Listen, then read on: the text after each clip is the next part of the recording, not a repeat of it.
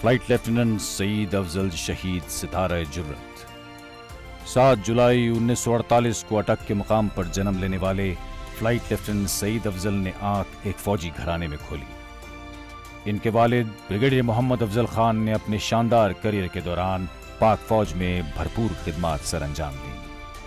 وطن عزیز سے محبت سعید کی رگ رگ میں دوڑتی تھی اور اسی جذبے کی تکمیل کے لیے انہوں نے پاک فضائیہ میں شمولیت اختیار کی۔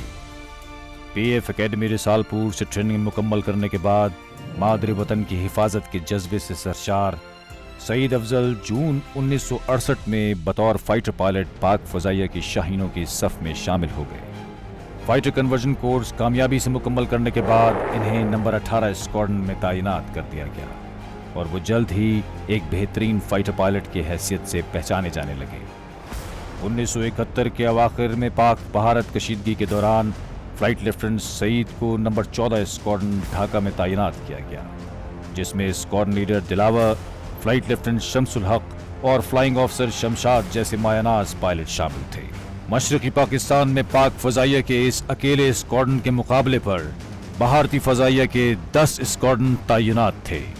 دشمن کی اس عددی برتری کے باوجود پاک فضائیہ کے جری جوان دشمن سے مقابلے کے لیے ہر لمحہ تیار تھے۔ 4 دسمبر 1971 کا دن پاک فضائیہ کی تاریخ میں ایک سنہری باب ثابت ہوا۔ اس روز پاک فضائیہ کے مٹھی بھر بہادر فضائی جنگجوؤں نے انتہائی بے جگری سے لڑتے ہوئے اپنے سے 4 گنا بڑے دشمن کا بھرپور مقابلہ کیا اور ملکی پرچم سر بلند رکھا۔ ان بہادر سپوتوں کے عزم و حوصلے کے بدولت مکار دشمن ڈھاکہ شہر پر کئی حملے کرنے کے باوجود اپنے اہداف کو پانے میں ناکام رہا۔ طلوع صبح کے ساتھ ہی پاک فضائیہ 2 انٹرسیپشن مشنز اڑا چکی تھی۔ تیسرے مشن کے لیے اسکواڈرن لیڈر جاوید افضال اور فلائٹ لیفٹیننٹ سعید افضل F-86 طیاروں میں محو پرواز ہوئے ہی تھے کہ ان کا سامنا 4 انڈین ہنٹر سے ہو گیا جو ڈھاکہ ایئر فیلڈ پر حملہ آور ہونے آئے تھے۔ شوق شہادت سے سرشار سعید شاید اسی موقع کی تلاش میں تھے۔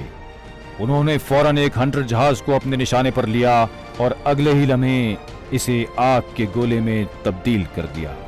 اسی اثنا میں انڈین MiG 21 اور Su-7 طیاروں کی ایک اور فارمیشن بھی ہنٹرز کی مدد کے لیے آ پہنچی، اور پھر چشم فلک نے وہ منظر دیکھا کہ عقابی روحوں کے مالک یہ دونوں شیر دل مجاہد اتنے بڑے دشمن کے ساتھ مقابلے کے لیے صف آرا ہو گئے۔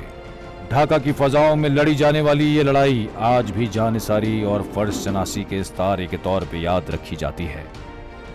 سعید کے پیش نظر صرف ڈھاکہ ایئر فیلڈ کا دفاع تھا اور وہ ہر قیمت پر اس کی حفاظت کرنا چاہتے تھے۔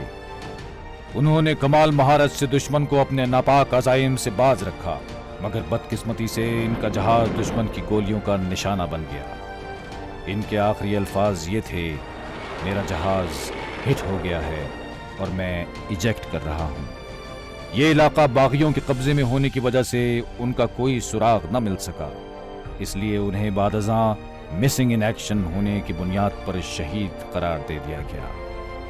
ان کی بے مثال جرت اور ثابت قدمی کے اعتراف میں انہیں ستارہ جرت سے نوازا گیا۔ پوری قوم اور بالخصوص پاک فضائیہ وطن عزیز کی حرمت پر اپنی جان نچھاور کرنے والے اس شیر دل مجاہد کو سلام پیش کرتی ہے۔